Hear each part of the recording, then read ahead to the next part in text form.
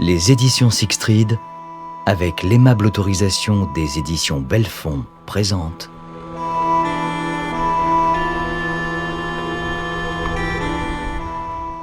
Les âmes sans nom de Xavier-Marie Bonneau, interprété par José Euzé.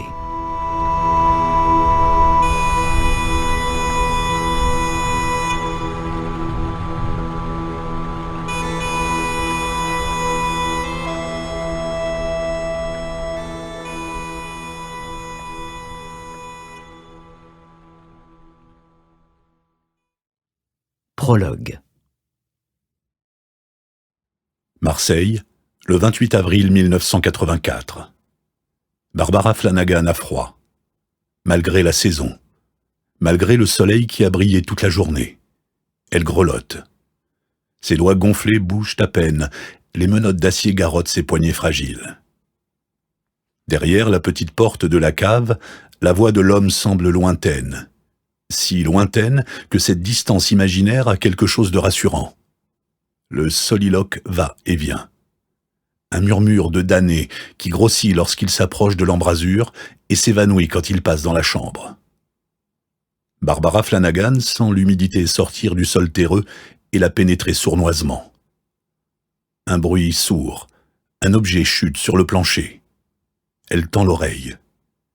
La corde qui entrave ses chevilles la fait atrocement souffrir. Un ruban adhésif obstrue sa bouche et tire ses lèvres vers l'extérieur. Cette douleur-là demeure supportable.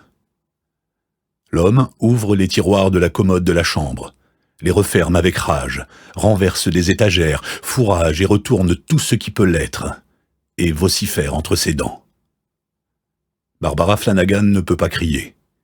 Juste un grognement qui ne parvient pas à décamper de son ventre noué.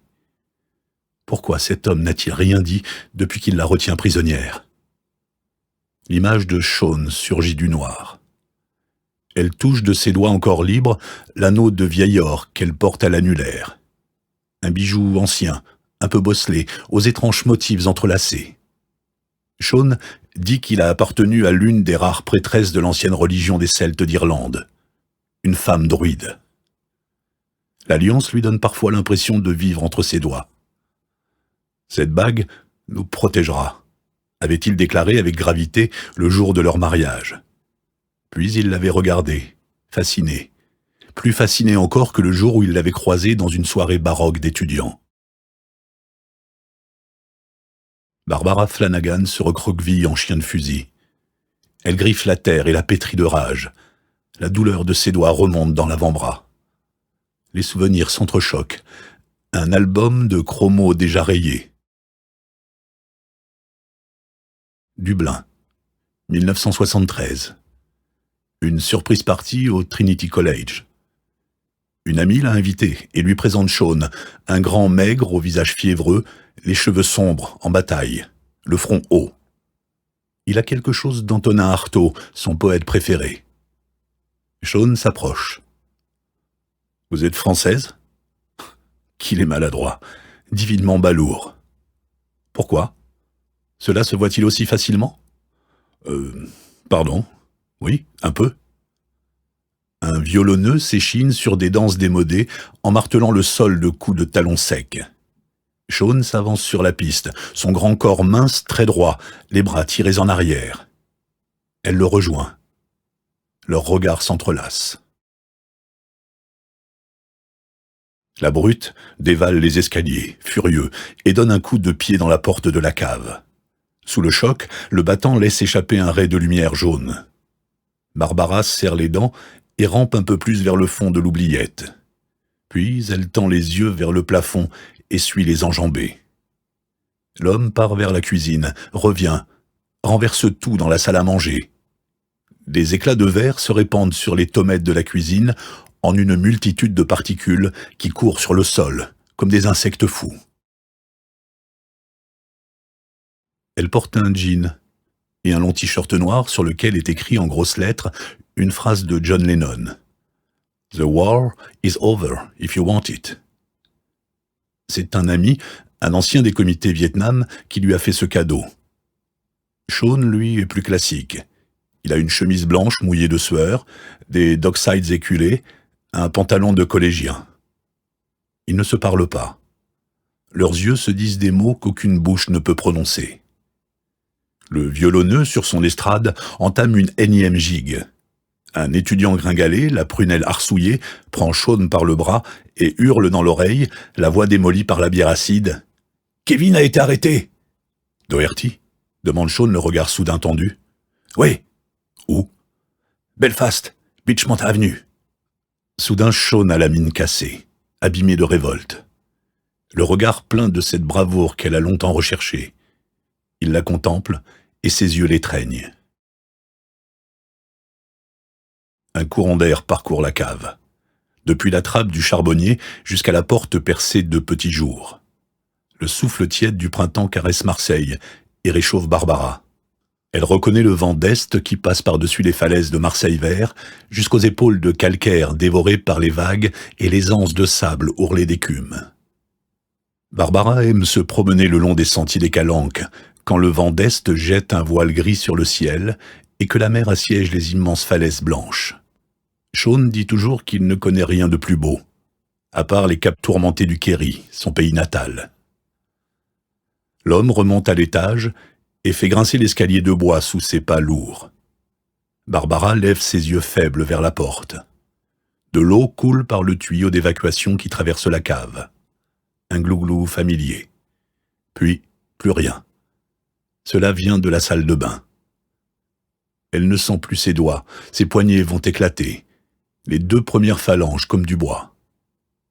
Elle pense au Kerry, les murailles d'émeraude aux pelouses abruptes qui défient l'océan, les oiseaux de mer dans leurs costards superbes, juchés sur les moignons de granit qui jacassent sur tout et posent un œil sceptique sur les rares passants de la lande.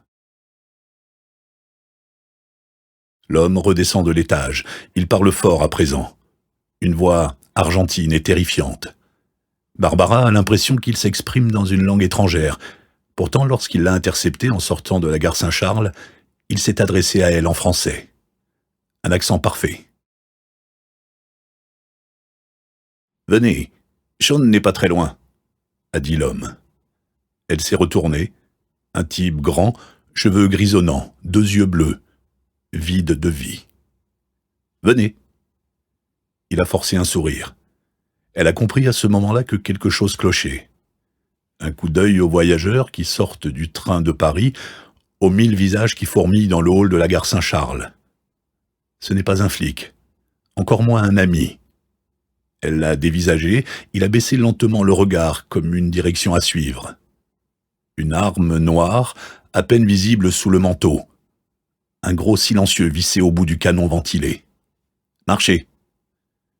Ils ont quitté la gare du côté wagons postaux, face au centre de tri paralysé par une énième grève du personnel. Il a ouvert la portière d'une Mercedes 300 bleu ciel qui sentait le cuir rôti.